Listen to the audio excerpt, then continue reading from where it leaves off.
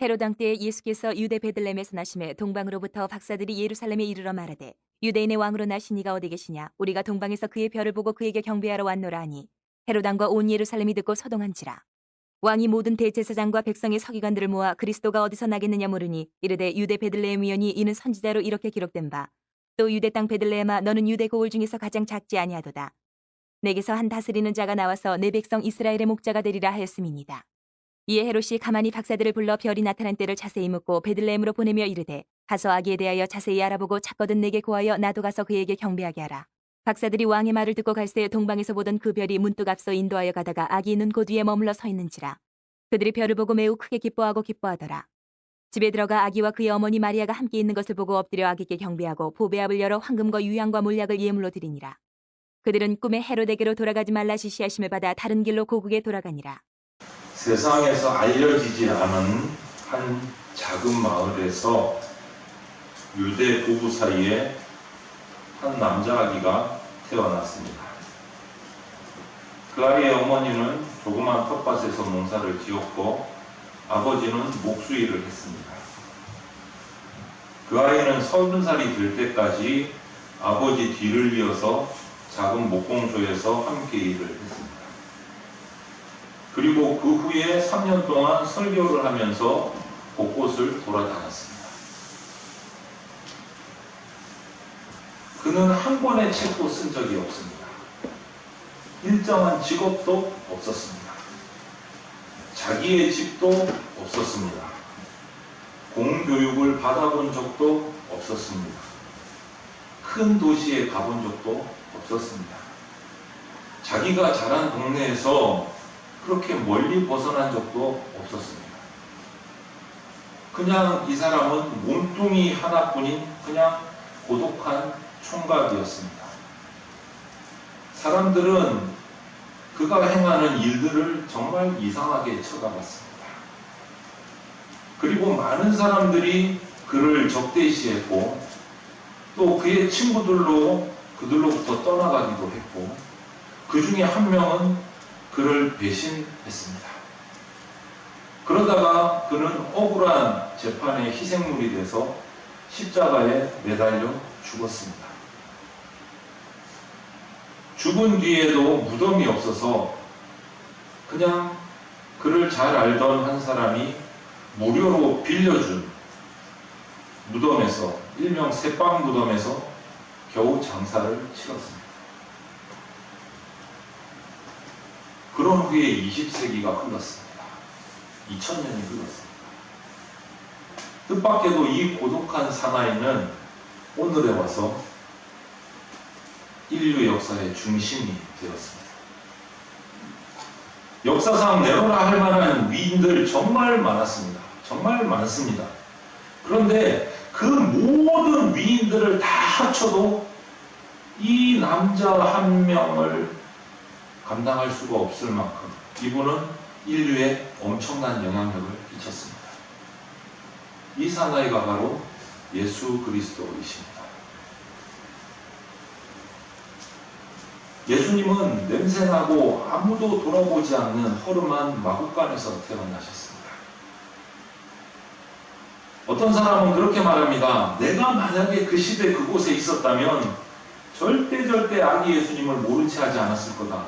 내가 작은 방이라도 내어주고 내 옷이라도 가장 좋은 옷을 얼마든지 내가 주님 앞에 내드렸을 것이다. 아기 예수님을 보필했을 것이다. 그리고 경배했을 것이다. 이렇게 얘기합니다. 맞습니다, 여러분. 저나 여러분들은 틀림없이 그렇게 했을 겁니다. 왜냐하면 예수 그리스도가 얼마나 위대한 분이신지 우리는 이미 알고 있습니다. 그러나 그 당시 사람들은 그 사실을 전혀 몰랐습니다.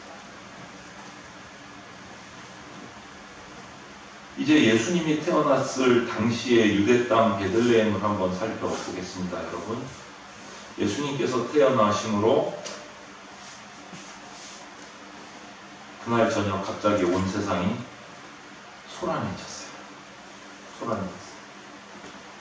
왕이 나셨다는 소식이 그 당시 그 지역의 왕이었던 헤롯 왕에게 전달이 됐습니다.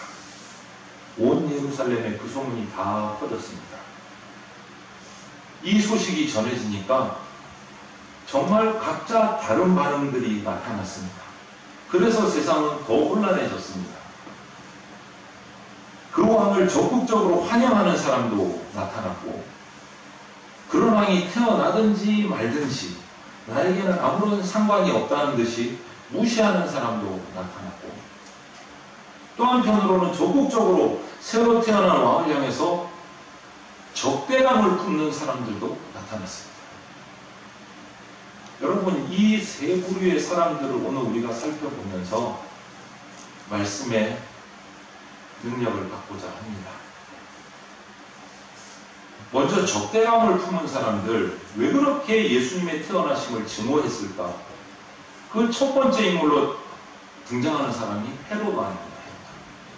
헤롯 왕의 반응, 내가 왕인데 이 땅에 또 왕이 있을 수 있어. 이거죠. 안절부절 못했습니다. 왕으로 태어난 아기를 발견하지 못하니까 어떻게 했습니까? 분노로 변했고, 그때부터 2살 아래의 아기는, 남자 아기는 모두 다 죽여라 라고 학살 명령을 내렸어요. 주님께서 오신 그때의 세상은 기쁨과 환영이 아니고 분노와 슬픔과 울음바다가 되어버렸어요. 슬퍼하며 크게 통곡하는 소리가 들리니 라헬이 그 자신을 위하여 애곡하는 것이라. 그가 자식이 없으므로 위로받기를 거절하였도다 함이 이루어졌느니라.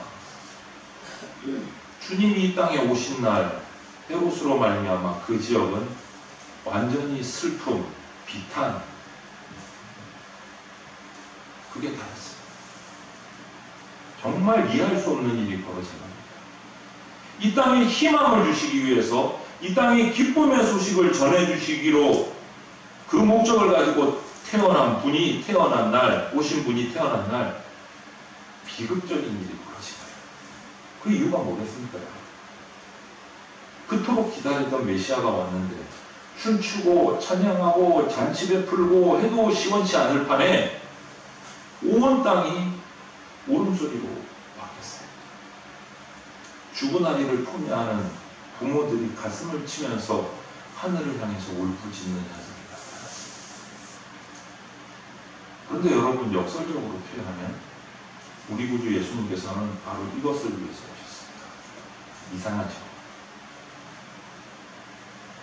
예수님은 오심으로 헤로당과 같은 인간의 죄성이, 숨겨져 있던 죄성이 단번에 드러나고 있어요.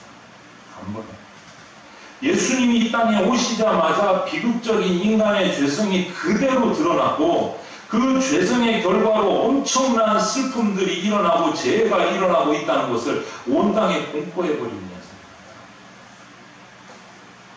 헤롯 왕은 대제사장과 서기관들을 통해서 메시아가 나타나리라는 선지자의 예언을 들었습니다. 그런데 이 헤롯은 그 메시아를 믿을 수 없어서가 아니고 오히려 진짜 메시아일지도 모른다는 그 사실 때문에 두려워했어요. 이 부분에 성경의 기록을 영화로 만든 나사렛 예수라는 영화가 있습니다. 그 영화를 보면 한 장면에 헤롯 왕이 이렇게 외칩니다. 선지자의 말도 과감하게 거절할 수 있는 왕이 용감한 왕이다. 그리고 어린아이들을 거침없이 학살해버렸어요. 이것은 세상이 메시아를 적극적으로 거부하고 비극적인 죄와 그 열매를 맺게 된다라는 것을 상징적으로 보여주는 사건이에요. 헤롯으로 인한 2살 이하의 어린아이들, 남자아이들을 학살한 사건. 인간의 죄성이 얼마나 엄청난가. 여러분, 그런데 인류 역사 속에서 이 헤롯 왕처럼 예수 그리스도를 정면으로 적대시하고 증오하다가 비참한 운명을 맞이한 사람들이 또 있습니다. 누구일 것 같습니까? 바로 공산주의자들이에요. 공산주의자. 그들은 보이는 물질에 가치를 다 부여했어요. 보이는 물질에. 그래서 공산주의 사상을 학자들은 유물론이라고 표현합니다. 유물론. 무엇이냐? 보이고 만져지는 것에 가치가 있는 것이지 보이지 않는 것은 무의미한 것이다. 간단하게 말씀드려요. 그렇기 때문에 그들의 공산주의자들의 이 유물론 가치에 정면으로 반대되는 가치가 뭡니까? 기독교예요. 기독교 가치. 보이지 않는 영적인 예수 그리스도의 능력, 성령의 능력, 일하심, 그들은 도무지 이해할 수가 없는 거예요. 그래서 그들은 수많은 그리스도인들을 죽이고 핍박하고 모든 교회의 재산을 몰수했어요. 몇 년 전에만 해도 지금 현재의 중국이 그 땅에 있던 교회를 한순간 폭파하고 무너뜨려버리는 모습이 전 세계 뉴스에 나온 적도 있어요. 예수라는 그 이름을 그 땅에서 제거해버리려고 했어요. 그러나 공산주의는 어떻게 됐습니까? 무너졌어요, 여러분. 무너져 가고 있어요. 지금도. 무너졌고 무너져 가고 있어요. 수많은 피를 흘리고 전쟁에서 패어간 도시처럼 껍데기만 남아있어요. 껍데기. 여러분, 공산주의의 첫 시작이 뭡니까? 공산이라는 말이 나쁜 말일까요? 좋은 말일까요? 공산. 정확하게 뜻대로 얘기하면 우리 기독교의 초대교회가 공산주의입니다. 같이 일하고, 같이 똑같이 나누고, 같이 배려하고, 같이 살아가고, 같이 도와주고, 자기 재산을 자기 것으로 생각하지 않고 힘든 자들을 나누고 격려하고, 그게 공산이에요. 공산주의가 지금 그렇습니까? 아니요, 정반대로 흘러가고 있어요. 오히려 그것을 제대로 하셨던 예수 그리스도를 거부하고 예수 그리스도 믿는 자를 죽이고 핍박하고 교회를 핍박하고 그리고 나서 그들도 무너져가고 있어요. 세상에 많은 독재자들이 예수 그리스도인을 증오했습니다. 주님의 말씀에 적대감을 표했고 믿는 사람들을 무참히 짓밟았습니다. 지금도 교회와 그리스도인을 향한 핍박은 계속되고 있어요. 하지만 교회가 사라졌습니까? 그리스도인이 없어졌습니까? 없어질 수가 없는 거예요. 왜? 이미 오신 예수 그리스도를 막을 수 있는 세력은 이 땅 그 어디에도 없습니다. 그 어디에도 없습니다. 두 번째 볼까요, 여러분? 예수님의 오심을 무시했던 사람들이 있어요. 첫 번째는 적대시했던 사람, 두 번째는 무시했던 사람. 누굽니까? 대제사장과 서기관의 반응을 한번 보십시오, 여러분. 그들은 무관심으로 쭉 일관했어요. 동방박사가 찾아와서 유대인의 왕이 베들레헴에서 났는데 그곳이 어디냐? 헤롯은 발끈했습니다. 제사장과 서기관들을 모아놓고 이게 무슨 얘기냐? 근거가 있느냐? 찾아내라. 질문했습니다. 그러자 이 율법학자인 대제사장과 서기관들은 마태복음 2장 6절 말씀을 헤롯 왕에게 얘기해 줬어요. 유대 땅 베들레헴아 너는 유대 고을 중에서 가장 작지 아니하도다. 내게서 한 다스리는 자가 나와서 내 백성 이스라엘의 목자가 되리라. 그런데 그것으로 끝이었어요. 그 다음에 뭐 한 거 있어요, 여러분? 복음서를 아무리 찾아보세요. 그거 헤롯 왕에게 질문에 대답해주고 대제사장과 서기관들은 그것으로 끝이에요. 더 이상 뭔가 없어요. 해석만 해주고 더 이상 마음을 쓰지 않았습니다. 그런 특별한 기이한 소문에 아무런 관심이 없었습니다. 헤롯 왕이 질문을 해도 그냥 답을 알려주고 그게 뭐 별일이라고 하는 식으로 안일하게 대답하고 끝냈어요. 그리고 그날 밤 태어난 예수 그리스도를 찾아내실 생각도 하지 않았습니다. 그냥 그날도 율법책, 성경책을 펴놓고 외우고 암송하고 연구하고 읽고 거기에만 몰두를 했어요. 그런데 여러분, 오늘날에도 이런 종류의 사람들이 있습니다. 그리스도인이에요. 교회에 출석을 해요. 성경 말씀을 읽어요. 들어요. 그런데 의미가 없어요. 무슨 말씀이냐 하면 자신의 실제적인 삶에 적용하지를 않아요. 1년에 10독을 하니 20독을 하니 하루 종일 나는 눈만 뜨면 성경 말씀을 틀어놓고 들으면서 거기에 산다. 나쁜 건 아닙니다. 그런데 거기에서 끝. 그것이 자기 생활 가운데 들어오지 않아요. 의미가 없어요. 평생을 연구하고 연구해서 대제사장이 되고 서기관이 되고 율법학자가 된 사람들이에요. 헤롯이 물으니까 정답을 딱 찾아서 얘기할 정도가 된 사람이에요. 성경을 막 암송하고 있는 사람이에요. 근데 거기가 끝이에요. 그것이 자기 삶에 어떤 영향력이 있는지 알아보고 싶지도 않고 관심도 없고 그냥 이렇게 성경만 많이 듣고 많이 알고 살아가면 된다. 거기까지.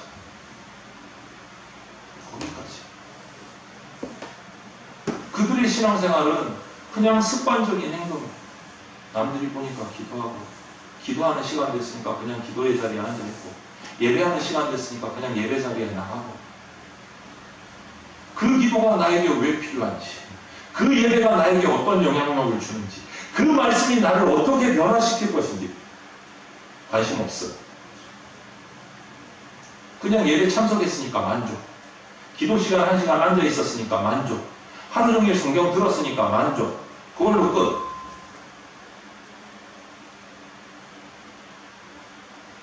주님을 향한 진정한 경배도 없고 열망도 없고 헌신도 없어요. 그냥 남에게 보이기 위한 것밖에 없어요. 나의 스스로 만족하기 위해서 오늘도 예배 드렸다. 오늘도 기도 1시간 했다. 오늘도 성경 2시간 들었다. 나의 만족을 위해서. 적대하지는 않아요. 예수 그리스도를 욕하지도 않아요. 그런 분들은. 그런데 적극적으로 예수 그리스도를 만나기 위해서 달려나가지도 않아요. 그냥 그렇게 살아가는 거예요. 무관심하게.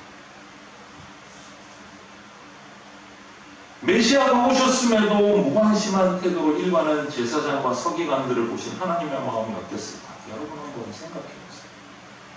평생을 성경만 붙들고 율법만 붙들고 연구한 사람들이에요. 율법을 가르치고 암송하는 사람들이에요. 그런데 그들의 이 무관심한 모습을 보면서 하나님의 마음은 어땠어요?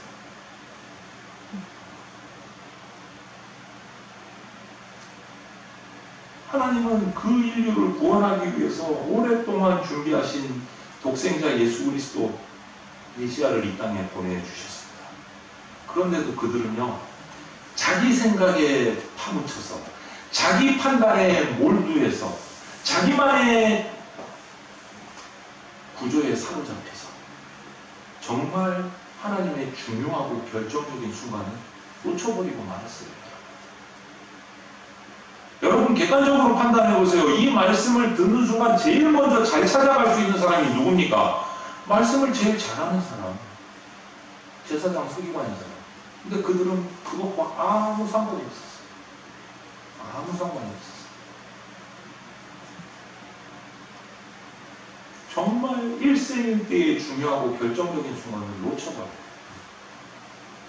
혹시 제가 그렇지 않습니까? 혹시 여러분들이 그렇지 않습니까? 두려워요. 두려워요. 내가 헤롯 같지는 않은지, 아니 헤롯은 아닌 것 같고 나는 그래도 예수 믿는 사람이니까 혹시나 제사장 서기관 같지는 않은지 두려워요. 말씀하면서 두려워요. 그러면 마지막 한 부류는 누굽니까 여러분? 동방에서 찾아온 박사들. 동방에서 찾아온 박사. 그들은 오랫동안 천체를 관찰하면서 이 땅을 구원하러 오실 인물에 대해서 연구하고 기다렸던 사람들이에요. 그 말씀을 믿었기 때문에. 그리고 마침내 자신들이 믿고 기도하고 연구하던 그 징조가 하늘에서 보이자 조금도 지체하지 않고 먼 길을 그 별 하나를 따라서 찾아 나섰습니다. 메시아를 찾아 나섰습니다. 그리고 도착한 곳이 어디입니까? 정말 볼품없는 상상할 수 없는 마구간에 태어난 아기 예수를 만났습니다. 여러분 예수님이 위대한 분이라는 걸 몰랐다면 가축들의 먹이통에 누워있는 자그마한 아기를 보고 경배할 수 있겠습니까? 냄새나는 마구간에 들어가는 것조차도 꺼려질 겁니다. 그런데 그들의 먹이통에 누워져 있는 갓난아기를 보고 경배할 수 있겠습니까? 그래도 이분들 박사예요. 똑똑한 사람이에요. 신분이 높은 사람들이에요. 그런데 그들이 거침없이 마구간으로 들어가서 부유의 말바풍에, 속된 말로 말바풍에 누여진 아기를, 냄새나는 아기를 향해서 경배했습니다. 여러분, 몰랐다면 그럴 수 있을까요? 그들은 그렇게 경배하는데 주저하지 않았어요. 뿐만 아니고 자신들이 가져온 소중한 것을 내어드렸습니다. 왕에게 드리는 선물이에요. 그 당시에 황금, 유향, 몰약은 왕이 받는 선물이에요. 아기 예수를 왕으로 인정한 거예요. 왕으로. 여러분, 예수 그리스도는 세상의 왕이십니다. 뿐만 아니고 우리 운명을 영원히 책임지시는 우리 한 사람 한 사람의 왕이시기도 합니다. 그분을 왕으로 모셔드리는 대관식이 우리의 삶 속에서 일어나야 돼요. 무의미하게 아니면 예수를 대적하는 그 자리를 벗어나서 예수 그리스도를 나의 왕으로 모셔드리는 대관식이 우리 각자가 한 사람의 삶 속에서 일어나야 됩니다. 그 대관식을 우리가 치러야 돼요. 대관식이 뭐냐? 예수님을 경배하고 경외하는 것으로부터 시작해요. 그분을 적극적으로 찾아 나서고 그분에게 헌신을 맹세하고 위대한 대관식이 거기서부터 시작돼요. 그렇게 내가 예수 그리스도를 나의 왕으로 모셔드리고 동방박사처럼 먼 길을 마다하지 않고 달려가서 누추한 곳이라도 예수 그리스도 앞에 엎드릴 때 그때 예수님께서 비로소 내 삶 속에 개입하십니다. 그때 비로소 예수님께서 여러분 한 분 한 분의 마음 속에, 여러분의 인생 속에 개입하셔서 일하기 시작하십니다. 여러분이 예수 그리스도를 왕으로 모셔드릴 때 시작되는 거예요, 여러분. 그분을 왕으로 모신 사람이 행복한 사람. 왜냐하면 예수님이 가장 선한 방법으로 우리 가정을, 우리 미래를, 우리 운명을 인도하시는 분이십니다. 내가 기도하는 방법보다 더 좋은 곳으로, 더 좋은 시기에, 더 좋은 방법으로 이루어주시는 분이란 말이에요. 여러분, 그래서 우리 그리스도인들에게, 저와 여러분들에게 가장 큰 소원이 있다면 이겁니다. 왕 대신 예수님을 닮고 따라가는 것. 닮고 따라가는 것. 그 외에 큰 소원이 없어요, 여러분. 우리 그리스도인들. 예수님을 닮아가고 예수님을 따라가는 게 우리의 가장 큰 소원이에요. 그분을 닮아가는 지름길은 그분을 경배하는 삶을 삽니다. 주일날 1시간 나와서 예배드리는 그걸 경배라고 말할 수 없어요. 내 온전한 모든 삶의 순간순간 하나님을 기억하고 예수 그리스도를 경배하는 것이 그게 삶이에요. 여러분, 우리가 정말 존경하는 분에게 큰절하잖아요. 우리 한국 사람들 큰절하잖아요. 무릎 꿇고. 하물며 그런데 예수 그리스도께 우리는 어떻게 경배해요? 내가 진심으로 주님 앞에 절할 수 있다면 우리는 예수님을 닮게 되고 그분과 깊은 사귐을 나눌 수 있게 됩니다. 여러분, 왕과 가까운 사람은 어떤 혜택을 받을까요? 왕이 받는 혜택을 나도 조금은 받을 수 있어요. 향수집에 들어가 보세요. 향수를 사지 않아도 향수 가게 하는 향수 가게 주인하고 친하면 그 사람 옷에서는 향내가 나요. 향수 냄새가 나요. 사지 않아도. 내가 예수 그리스도와 사귀면 예수 그리스도의 모습이 나를 통해서 나타난단 말이에요. 여러분들을 통해서 나타난단 말이에요. 내가 예수 그리스도, 왕 대신 예수 그리스도를 나가 모셔드리면 나에게서 왕의 형내가 난단 말이에요. 그래서 예수님이 평화의 왕으로 오신 것처럼 우리 성도들이 있는 곳에 평화가 온단 말이에요. 그분이 사랑의 왕으로 오신 것처럼 그분을 왕으로 모신 성도들이 있는 곳에 사랑의 향내가 난단 말이에요. 사랑의 향내가 난다. 오늘 각자를 한번 살펴보십시오. 제발 부탁하건대 목회자로서 말씀을 들으면 다른 사람을 고개 돌리지 마세요. 나는 어떤가를 살피세요. 다른 사람 보지 마세요. 나는 예수 그리스도를 닮아가고 있는가? 나는 예수 그리스도의 평화가 나를 통해 나타나고 있는가? 나는 예수 그리스도의 사랑이 나를 통해서 나타나고 있는가? 다른 지체 볼 시간 없어요. 나를 살피세요. 나를. 제발 부탁해요.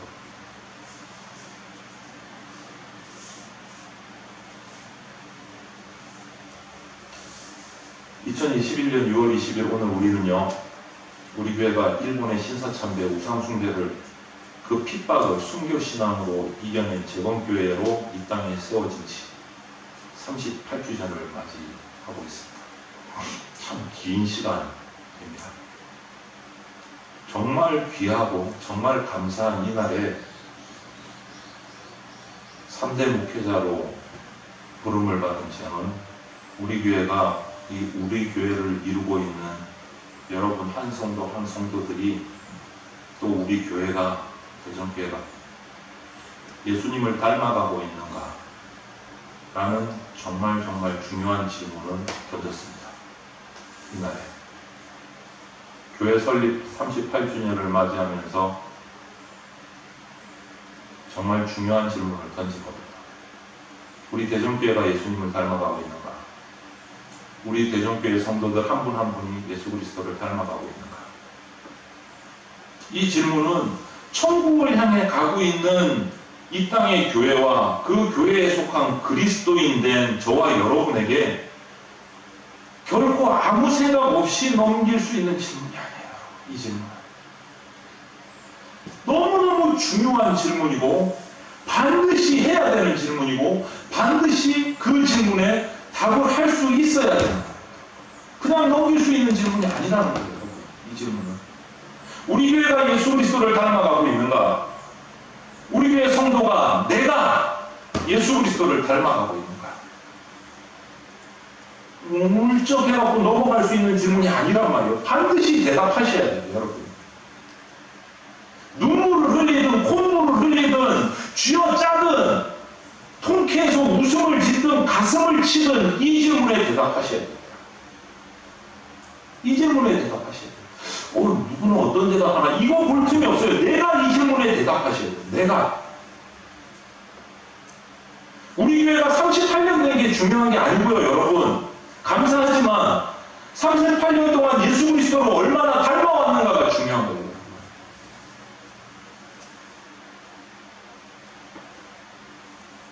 이 땅에 왕을 모신 예수 그리스도를 향한 저와 여러분의 반응은 뭡니까? 어떤 반응을 하실 수 있겠습니까? 헤롯 왕 반응처럼 예수 그리스도가 우리 삶에 내 삶에 걸거치고 반대가 되고 방해가 되기 때문에 그냥 내 삶 속에서 지워버리려고 하십니까?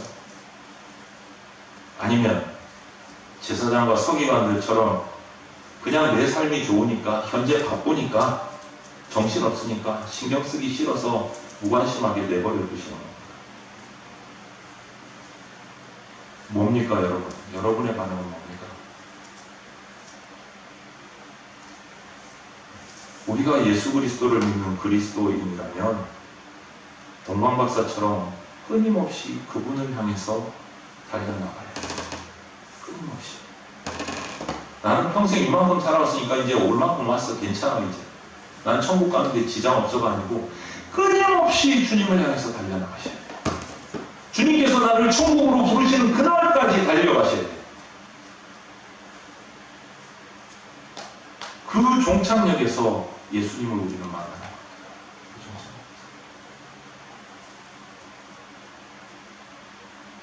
교회 설립 38주년을 맞이하면서 저와 우리 교회의 모습을 돌아보셔야 됩니다. 사람의 평가, 사람의 관점이 아니고 하나님의 말씀 앞에서 정말 냉철하게 돌아보셔야 됩니다. 인간관계, 사람의 어떤 관계, 사람의 평가 이것이 아니고 하나님 말씀 앞에서 우리 교회를 돌아보셔야 돼요. 말씀 앞에서. 그래서 회개할 것은 회개하고 버릴 것은 버리고 너무너무 잘해서 칭찬받고 이어갈 것들은 우리 다음 세대까지 철저하게 전수하셔야 됩니다. 철저하게 하셔야 돼요. 그렇게 해서 우리 교회의 머리가 되시고 내 인생의 주인이 되시고 나의 왕이 되시고 우리 교회의 왕이 되신 영원한 스승이 되시는 예수 그리스도를 경외함으로 예수 그리스도를 닮아가고 예수 그리스도의 진정한 제자가 되는 그러한 영적으로 성숙한 열매를 맺으시는 우리 교회, 우리 성도들이 되시기를 주님의 이름으로 축원을 드립니다. 기도드리겠습니다. 사랑의 많으신 하나님 감사합니다. 이 대전 땅에 38년 전에 주님의 뜻하신 바가 있어서 한 주의 종의 가정을 부르시고 그에게 사명 주셔서 그를 통해서 이 땅에 주님의 교회를 세우셨습니다. 주님, 그 복된 열매들이 38년을 흘러왔습니다. 주의 종들을 통해서 자리 잡게 하시고 성장하게 하시고 지금 예배하게 하시니 감사를 드립니다. 주님이 세우신 이 날을 기억하며 우리 교회에 속한 모든 성도들이 예수 그리스도를 담고 있는지 오늘 말씀을 통해서 다시 한 번 더 살펴봅니다. 주님, 우리가 예수 그리스도를 대적하지 않게 하시고 예수 그리스도에게 무관심하지 않게 하여 주시옵소서. 동방 박사처럼 날마다 살피고 또 연구하여서 주님의 말씀에 철저히 순종하고 예수 그리스도를 경배하는 삶이 우리 교회가 되게 하여 주시옵소서. 우리 교회에 속한 지체들이 되게 하여 주시옵소서. 예수 그리스도를 닮음으로 예수 그리스도의 진정한 제자가 되어서 하나님께서 원하시는 교회의 공동체에 이루게 하여 주시옵소서. 감사를 드리며 예수 그리스도 이름으로 기도합니다. 아멘. 주 예수 그리스도의 피 묻은 십자가 은혜와 독생자를 보내주신 하나님 아버지의 그 크신 사랑과 지금 이 순간에도 역사하고 계시는 성령님의 보호 인도하심이 38년 전 이 대전 땅에 주님의 계가신 가운데 주의 몸된 교회를 세우사 이 땅의 영혼들에게 구원의 길을 열어주셨음에 감사드리며 예수를 닮아감으로 또 다른 영혼을 구원으로 인도하는 예수님의 진정한 제자되기로 결단하며 이 시간 주님을 경배하는 대전장로교회 성도들과 모든 주의 백성들 머리 위에 영원토록 함께 있을지어다. 아멘.